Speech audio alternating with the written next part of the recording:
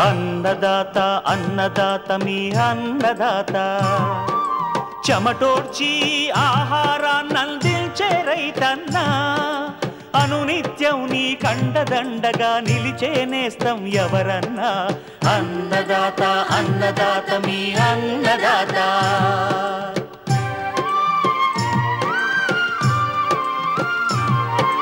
నూతన రీతుల సాగుబడికి నూరింతలు పెరిగే దిగుబడికి సూచనలిచ్చే సస్య రక్షణకు పశు పోషణకి శాస్త్ర విజ్ఞానం అందించి ముందుకు నడిపే తెలుగు రైతు భారతదేశానికి మకుటం అయ్యేలా తీర్చిదిద్దే ఆశయంతో మిమ్ము మేలు కొలిపేది అన్నదాత అన్నదాత అన్నదాత మీ అన్నదాత అన్నదాత అన్నదాత మీ అన్నదాత. అన్నదాత ప్రేక్షకులకు నమస్కారం. ఈనాటి ముఖ్యాంశాలు: వేసవి ప్రొద్దుతిరుగుడు సాగులో మెళకువలు, వేసవిలో లాభసాటిగా కొత్తిమీర సాగు, పత్తి చివరి దశలో రైతులు దృష్టి పెట్టాల్సిన అంశాలు, ఇంకా జై కిసాన్ వ్యవసాయ సమాచారం.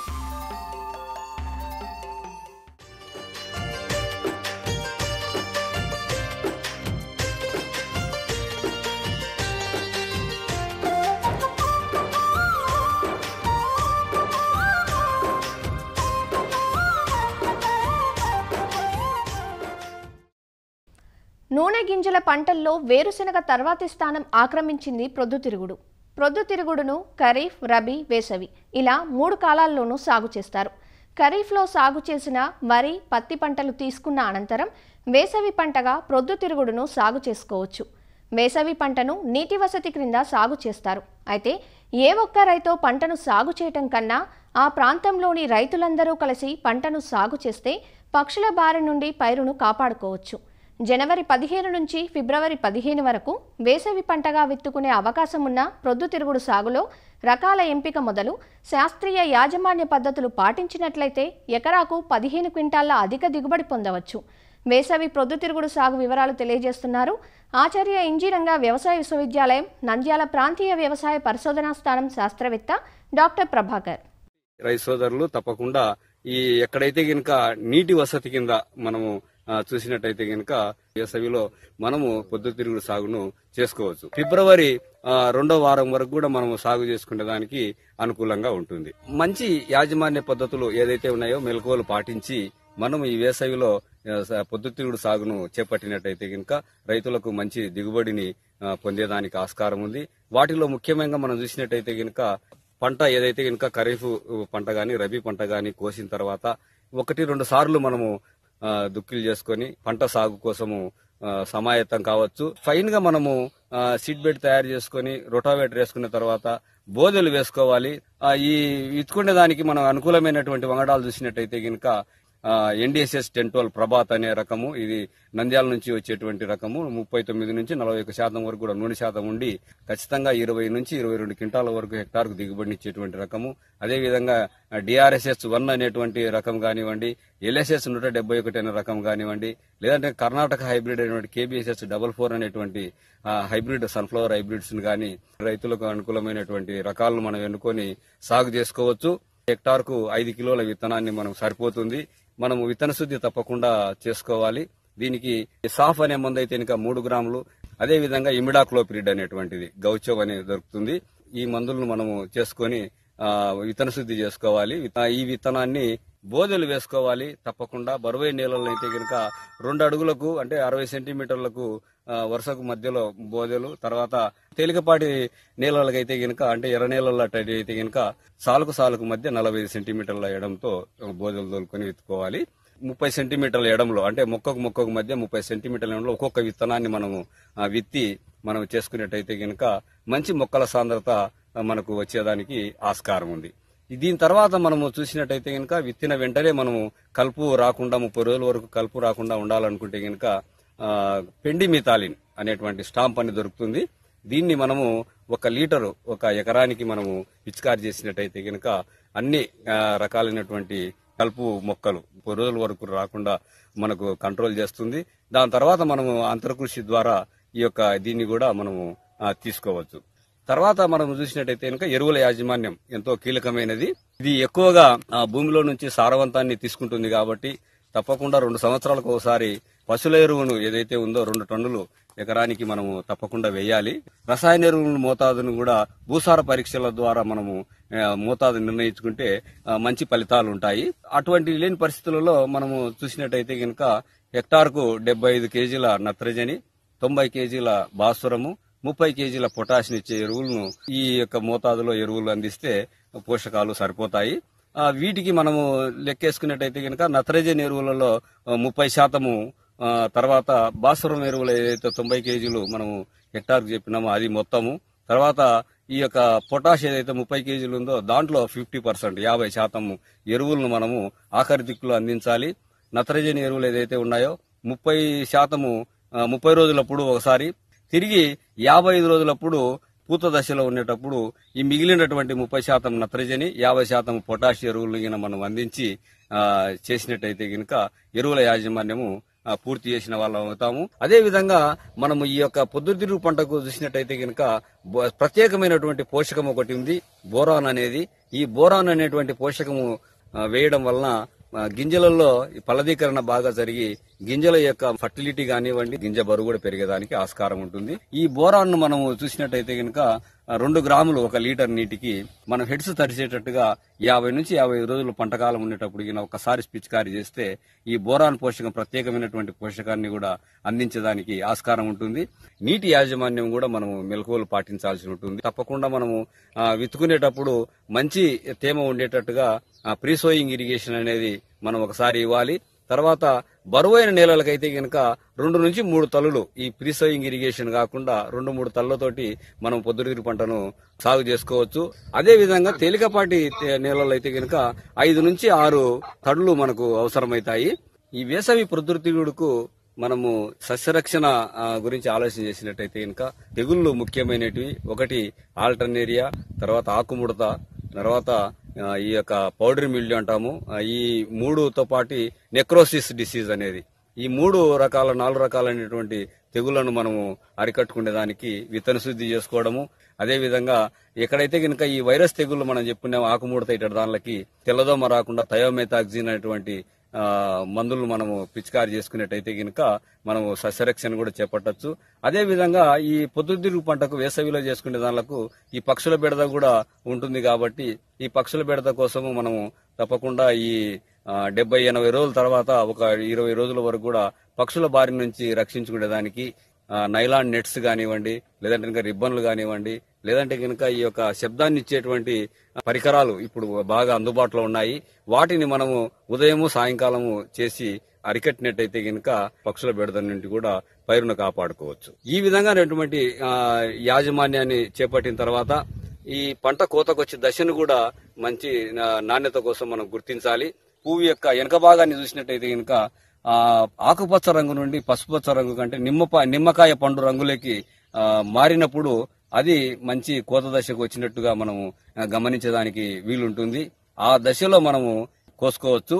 వీటిని మనము 12% తేమ ఉండే వరకు కూడా ఆరబెట్టుకొని మనము మార్కెట్లో అమ్ముకున్నట్టయితే కనుక మంచి దిగుబడి వచ్చేదానికి ఆస్కారం ఉంది.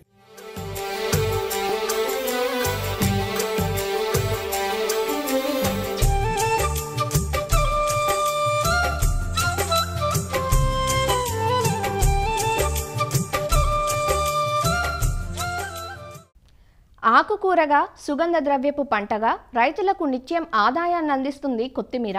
మిగిలిన అన్ని కాలాల్లో విరివిగా దొరికినా వేసవిలో మాత్రం కొత్తిమీర కొండెక్కి కూర్చుంటుంది. ఎందుకంటే వేసవిలో ఉండే అధిక వేడికి ధనియం గింజల్లో మొలక శాతం తక్కువగా ఉండటంతో పాటు ఆకు పెరుగుదల కూడా తగ్గుతుంది. అందుకే వేసవి వచ్చిందంటే చాలు కొత్తిమీరకు గిరాకీ పెరుగుతుంది. స్వల్ప పెట్టుబడితో నెల రోజుల్లోనే చేతికి అందివచ్చి అధిక మార్కెట్ విలువ కలిగి ఉండటంతో రైతులు వేసవిలో కొత్తిమీర సాగు చేసేందుకు ఆసక్తి చూపుతున్నారు. కోమలంగా ఉండే కొత్తిమీర ఆకును వేసవిలో పండించడం కొంచెం కష్టమే అయినప్పటికీ చలువ పందిళ్ల కింద లేదా పండ్ల తోటల్లో అంతర పంటగా సాగు చేయటం లాభసాటిగా ఉంటుంది. కొత్తిమీర సాగు చేసే రైతులు సీజన్కు తగ్గ అధిక ఆకు దిగుబడినిచ్చే రకాలను ఎంచుకోవడంతో పాటు కొన్ని మెలకువలు పాటించాలంటూ వివరాలు తెలియజేస్తున్నారు ప్రొఫెసర్ జయశంకర్, తెలంగాణ రాష్ట్ర వ్యవసాయ విశ్వవిద్యాలయం, నాగర్ కర్నూలు జిల్లా పాలెం కృషి విజ్ఞాన కేంద్రం శాస్త్రవేత్త డాక్టర్ ఏ శంకర్. సాధారణంగా చూసుకున్నట్లయితే వేసవిలో పార్షిక నీడలో మనం ఈ కొత్తిమీర సాగును చేపట్టినట్లయితే మంచి ఆదాయం పొందవచ్చును. సో దీంట్లో మనకు పార్షల్గా నీడ తయారు చేసుకోవడానికి ఈ పల్చటి పందిర్లు వేసుకోవడం కానీ, లేదా తోటలలో అంతర పంట కానీ గ్రీన్ నెట్ని పైన పందిర్లాగా వేసుకొని దాని కింద మనం కొత్తిమీర సాగును చేపట్టినట్లయితే ఎండాకాలంలో కూడా మంచి పెరుగుదల ఉండి దిగుబడిని పొందవచ్చును. సో దీని కొరకు మనము విత్తనాలను చూసుకున్నట్లయితే ఆకు కొరకు సాధన, సింధు, స్వాతి పుట్టి రకాలు, అలాగే అనేక మల్టీకట్ హైబ్రిడ్ రకాలు కూడా సాగుకి ఎంచుకోవచ్చును. ఈ విత్తనం అనేది ఎండాకాలం మొలక శాతం తక్కువ ఉంటుంది కాబట్టి ఎకరానికి ఈ 25 కిలోల విత్తనం అవసరం అవుతుంది. ఈ 25 కిలోల విత్తనంను స్ప్లిట్ చేసుకోవాలి. ఒక విత్తనాన్ని 2 బద్దలు వచ్చే విధంగా స్ప్లిట్ చేసుకొని దానికి 1 కేజీ విత్తనానికి విత్తన శుద్ధి కొరకు కార్బనిజం అయితే 1 గ్రాము, లేదా మ్యాంకోజెబ్ అయితే 2.5 గ్రాములు కేజీ విత్తనానికి పట్టించి విత్తన శుద్ధి చేసుకోవాలి. తర్వాత మనం ప్రధాన పొలంని 2-3 సార్లు దుక్కి దున్ని మెత్తని దుక్కిని తయారు చేసుకోవాలి. ఈ ఆఖరి దుక్కులో మనకు ఎకరానికి 10 టన్నుల పశువుల ఎరువును వెదజల్లుకోవాలి. తర్వాత ఎత్తుబెడ్లు చేసుకోవాలి. ఈ ఎత్తుబెడ్లు చేసుకోవడానికి ఒక బెడ్ విడ్త్ అనేది 1 మీటరు, హైట్ అనేది ఒక 15 సెంటీమీటర్లు ఉండే విధంగా మనకు వీలైనంత పొడవు గల ఎత్తుబెడ్లను తయారు చేసుకోవాలి. ఈ బెడ్స్ పైన మనకు ఎరువులు చూసినట్లయితే ఎకరానికి 35 కిలోల యూరియా, 100 కిలోల సింగిల్ సూపర్ ఫాస్ఫేట్, అలాగే 15 కిలోల మ్యూరేట్ ఆఫ్ పొటాష్ కలిపిన మిశ్రమాన్ని వెదజల్లాలి. తర్వాత మనం విత్తనాన్ని 2 వరుసల మధ్యలో 10 సెంటీమీటర్లు ఉండేలాగా లైన్స్ వేసుకొని దాంట్లో విత్తనాన్ని 1 సెంటీమీటర్ లోతు వరకే, తక్కువ లోతులోనే విత్తనాన్ని ఒత్తుగా వెదజల్లుకొని దాని మీద ఈ విత్తనాలు కనిపించినంత వరకు కనిపించకుండా మనం పశువుల ఎరువుని కానీ వర్మి కంపోస్ట్ని కానీ వెదజల్లి విత్తనాన్ని మూసివేయాలి. తర్వాత బెడ్ల మీద మనము స్ప్రింక్లర్తో కానీ డ్రిప్ ద్వారా కానీ నీటిని పారించాలి. ఇంకా మొలక శాతం మంచిగా వృద్ధి చెందాలంటే మొదటి తడి ఇచ్చిన వెంటనే మనం దీనిపైన వరిగడ్డి కానీ, లేదంటే తాటాకు కానీ, లేదంటే గోతాలు కానీ కప్పినట్లయితే ఒక 3-4 రోజులలోనే మనకు దాని యొక్క మొలక శాతం అనేది వస్తుంది. సో ఇంకా మనకు గడ్డి రాకుండా ఉండడానికి విత్తనం వెంటనే మొదటి తడి ఇచ్చినాక పెండిమిథలిన్ అనే మందు అయితే 1 లీటర్కి 5 ml చొప్పున కలిపి ఈ బెడ్స్ మీద పిచికారీ చేసుకోవాలి. మనకి ఇంకా పురుగులు తెగుళ్ళ విషయానికి వచ్చినట్లయితే సాధారణంగా మనకు ఆకుతినే పురుగు కానీ, రసం పీల్చి పురుగులు కానీ వస్తాయి. ఈ కొత్తిమీరలో మనము ఎలాంటి పురుగు మందులు పిచికారీ చేయకూడదు. ఏదైనా పురుగులను నివారించడానికి ముందు జాగ్రత్త చర్యనే వేప నూనె 1500 ppmది 3 నుంచి 5 ml లీటర్ నీటికి కలిపి 1 లేదా 2 సార్లు పిచికారీ చేసుకోవాలి. ఇంకా తెగుళ్ళ విషయానికి వచ్చినట్లయితే నేల ద్వారా వచ్చేటువంటి ఈ నారుకులు తెగులు కానీ, ఎండు తెగులు కానీ గమనించిన వెంటనే మనం కాపరాక్సిక్లోరైడ్ అయితే లీటర్కి 3 గ్రాముల చొప్పున మందు ద్రావణం తయారు చేసుకొని బెడ్ అంతా తడిచేలాగా పిచికారీ చేసుకోవాలి. ఇంకా ఆకుల మీద మచ్చలు కానీ గమనించినట్లయితే కార్బనిజం అయితే 1 గ్రాము, మ్యాంకోజెబ్ అయితే 2.5 గ్రాములు లీటర్ నీటికి చొప్పున కలిపి పిచికారీ చేసుకోవాలి. మనం కొత్తిమీర కొయ్యడానికి మినిమం ఒక 20 రోజుల ముందే మనం ఇలాంటి పిచికారీలు చేసుకోవాలి.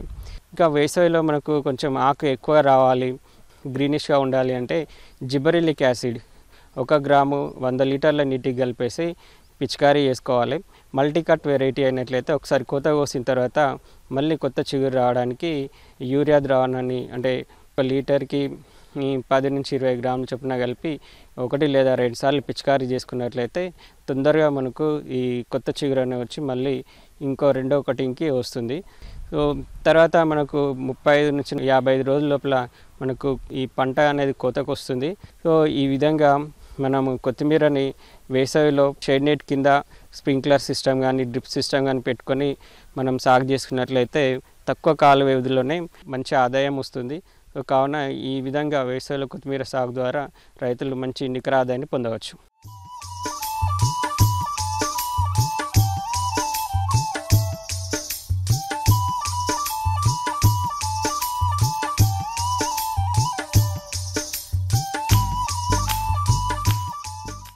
వాణిజ్య పంట పత్తి సాగుకు రైతుల ఆసక్తి పెరుగుతోంది. దీంతో పంటను పొడిగించాలని, వేసవి పంటగా తిరిగి పత్తి సాగు చేద్దామని చాలామంది రైతులు భావిస్తున్నారు. కానీ ఇది ఎంత మాత్రం మంచిది కాదని, ఎట్టి పరిస్థితుల్లోనూ పత్తి పంటను పొడిగించే ప్రయత్నాలు చేయొద్దని నిపుణులు సూచిస్తున్నారు. దీనివల్ల పత్తిలో గులాబీ పురుగు తన ప్రతాపం చూపిస్తుందని హెచ్చరిస్తున్నారు. పత్తి తీతల అనంతరం పంట వ్యర్థాలను వెంటనే కలియదున్నాలంటున్నారు. గులాబీ పురుగు జీవిత చక్రాలకు అడ్డుకట్ట వేయాలంటే పత్తి పంటను పొడిగించరాదంటున్న ఆచార్య ఎన్జీ రంగా వ్యవసాయ విశ్వవిద్యాలయం గుంటూరు జిల్లా లామ్ ఫామ్లోని పత్తి విభాగం ప్రధాన శాస్త్రవేత్త డాక్టర్ సుధారాణి నుంచి అన్ని వివరాలు తెలుసుకుందాం. ఖరీఫ్ పత్తి పంట దాదాపు పూర్తయింది. రైతాంగం అంతా పత్తి తీతలు పూర్తి చేశారు. నెక్స్ట్ సీజన్ కోసం సమాయత్తం అవుతున్నారు. ఇక్కడ చాలా ముఖ్యమైన విషయాన్ని ఇప్పుడు నేను ప్రస్తావించదలుచుకున్నాను. పత్తి పంటలో మనకి గులాబీ రంగు పురుగు ఉధృతి గత 4-5 సంవత్సరాలుగా చాలా ఎక్కువగా ఉంటుంది.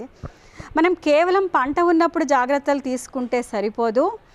పత్తి తీతలు పూర్తయిన తర్వాత కూడా తప్పనిసరిగా కొన్ని యాజమాన్య ప్రక్రియలు పాటిస్తే కనుక రాబోయే పంట కాలంలో మనకి గులాబీ రంగు పురుగు ఉధృతి అదుపులో ఉంటుంది.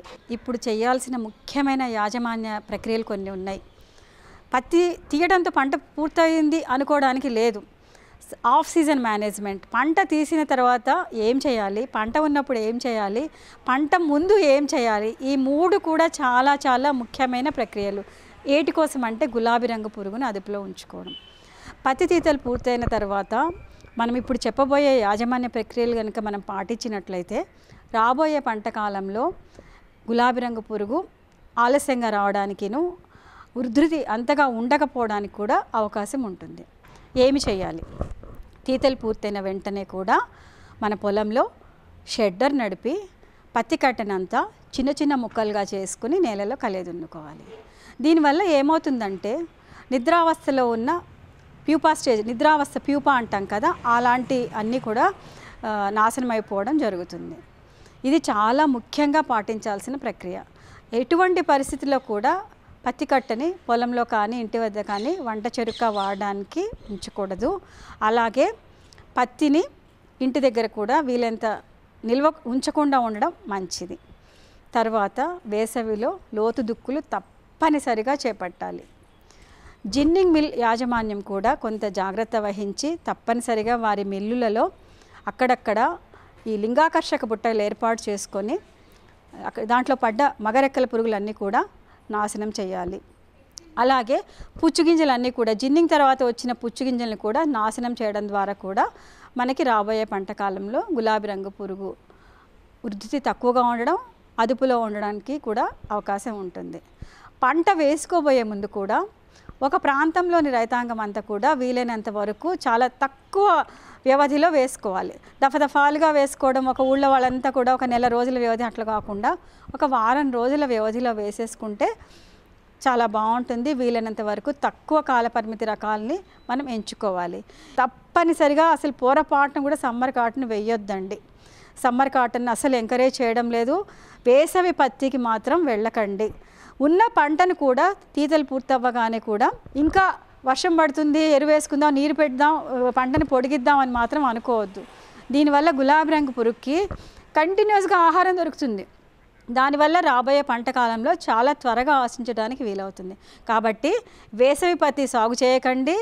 పంట 160 రోజుల నుంచి 180 రోజుల లోపల పంటను తీసేసి మనకి ఉన్న వసతిని బట్టి నీరు ఉంటే మొక్కజొన్న కానీ వరికి కానీ వెళ్ళొచ్చు, లేదు అపరాలకు కానీ ఇంకొక రెండో పంటకు వెళ్ళడం చాలా ముఖ్యం. ఇలాగే పంటని 200 రోజులు ఫిబ్రవరి దాకా మార్చి దాకా మాత్రం పొరపాటును కూడా పొడిగించకండి. వీలైనంత త్వరగా తీసేస్తే రెండో పంటకు వెళ్ళొచ్చు. రాబోయే పంట కాలంలో పత్తి గులాబీ రంగు పురుగు ఎక్కువ ఆశించకుండా మనం కాపాడుకున్న వాళ్ళం అవుతాం.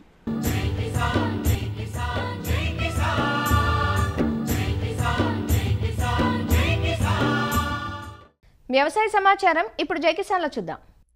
యాసంగిలో ఆముదం పంటను విస్తరించే దిశగా తెలంగాణ రాష్ట్ర ప్రభుత్వం కృషి చేస్తోంది. ఇందుకుగాను భారతీయ నూనె గింజల పరిశోధన సంస్థ, పాలెం కృషి విజ్ఞాన కేంద్రం సంయుక్తంగా రైతులకు అధిక నూనె దిగుబడినిచ్చే రకాలను అందించి దిగుబడులను అంచనా వేస్తున్నారు. అలా మహబూబ్ నగర్ జిల్లా జడ్చర్ల మండలం గంగాపురం గ్రామ రైతు రాఘవరావు అధికారుల సూచనలతో తన 5 ఎకరాల పొలంలో ఆయిల్ పామ్లో అంతర పంటగా ఆముదాన్ని సాగు చేశాడు. ప్రస్తుతం ఆముదం పంట గెలలు వేస్తోంది. ఆముదాన్ని డ్రిప్ పద్ధతిలో సాగు చేయడమే కాకుండా అంతరంగా మునగ, బూడిద గుమ్మడి పంటలను సాగు చేశాడు. వాతావరణానికి తగిన పంటలను ఎంచుకోవడమే కాకుండా అంతర ఆదాయాన్నందించే పంటల సాగు రైతులకు ఎంతో లాభదాయకమంటూ క్షేత్ర పరిశీలన చేసిన అధికారులు చెబుతున్నారు. ICH 66 అనే ఆముదం హైబ్రిడ్, ఇది భారతీయ నూనె గింజల పరిశోధన సంస్థ వారు విడుదల చేసింది. డ్రిప్ పద్ధతిలో దీన్ని సాగు చేస్తున్నాడు. ఆముదాన్ని చాలా చక్కని పంట, 4 గెలలేసింది. ఇన్నోవేటివ్గా ఈ రైతు చేసింది ఏంటంటే మునగ వేసుకున్నాడు. మునగతో పాటుగా ఇతను బూడిద గుమ్మడి కూడా ఈ కింది లేయర్లో, అంటే ఉన్న సహజ వనరులన్నిటినీ మనం వాడుకుంటూ మన వాతావరణ శీతోష్ణ పరిస్థితులను అనుగుణంగా పంటలను ఎంచుకున్నప్పుడు మనం అధిక దిగుబడి పొందే ఆస్కారం ఉంటుంది. దిగుబడి ఎంత వచ్చింది అని అసెస్ చేసుకొని ఈ డేటా ద్వారా మనం ఈ మోడల్ని రెప్లికేట్ చేసి ఒక సక్సెస్ స్టోరీ లాగా దీన్ని వేరే రైతులకు చేరవేయచ్చు. ముఖ్యంగా ఇక్కడ చూసుకుంటే కనుక ఆయిల్ పామ్తో కనుక మనం అంతర పంటగా ఆముదం పంట వేశారు ఇక్కడ రాఘవరావు గారు. సాల్కి మధ్యన దూరం ఎక్కువ ఉంది, మొక్కకి మొక్క మధ్యన కూడా కొంచెం దూరం ఎక్కువ ఉండడం వల్ల, అది కూడా రబీ పంటలో మనం సాగు చేయడం వల్ల బూజు తెగులు సమస్య లేనే లేదు. ఈ రైతు క్షేత్రంలో మనం తీసుకొచ్చిన హైబ్రిడ్ ICH 66 హైబ్రిడ్ ఎరుపు రంగు ఉంటుంది. దానిపైన తెల్లటి మైనపు పూత, కాండం మీద ఆకు అడుగు భాగాన ఆకు పైన కూడా ఉంటుంది. మైనపు పూత ఉండడం వల్ల చాలా వరకు రసం పీల్చే పురుగులైన పచ్చదోమ, త్రిప్స్ ఇట్లాంటివన్నీ కూడా కంట్రోల్ అవుతాయి. క్షేత్ర ప్రదర్శనలో భాగంగా శాస్త్రవేత్తలు సమావేశాన్ని ఏర్పాటు చేశారు. చుట్టుపక్కల నుంచి సమావేశానికి వచ్చిన రైతులకు పంటల సాగులో పలు సూచనలు సైతం తెలియజేశారు. భారతీయ నూనె గింజల పరిశోధన సంస్థ వారి సహకారంతో ప్రాంతీయ వ్యవసాయ పరిశోధన స్థానం పాలెం వారు యాసంగిలో ఆముదం పంటను ప్రోత్సహించడానికి ప్రథమ శ్రేణి ప్రదక్షిణ క్షేత్రాలు నిర్వహించడం జరుగుతూ ఉంటుంది. ఇప్పుడు ఇచ్చిన మనం చూస్తున్నటువంటి ఈ యొక్క ఆముదం యొక్క హైబ్రిడ్ ICH 66 అనే హైబ్రిడ్ ఇవ్వడం జరిగింది. ఈ ఆముదం పంటని ఆయిల్ పామ్ మధ్యలో వేయడం జరిగింది. ఆయిల్ పామ్ మధ్యలో ఉన్న ప్లేస్ని కలుపు ఎక్కువగా వస్తుంది అన్న ఉద్దేశంతో ఆ ఆముదం పంటని వేసుకోవడం అనేది జరిగింది. 2 ఆయిల్ పాము వరుసల మధ్యలో మనకి 5 నుంచి 6 ఆముదం వరుసలు వేసుకోవడం జరిగింది. ఈ బిందు సేద్య పద్ధతిలో వేసుకోవడం వలన మొక్కకి సరైన సమయానికి నీరు అందడమే కాకుండా బిందు సేద్య పద్ధతిలోనే ఫర్టిగేషన్ అనే విధానం ద్వారా ఎరువులను కూడా అందించడం జరిగింది.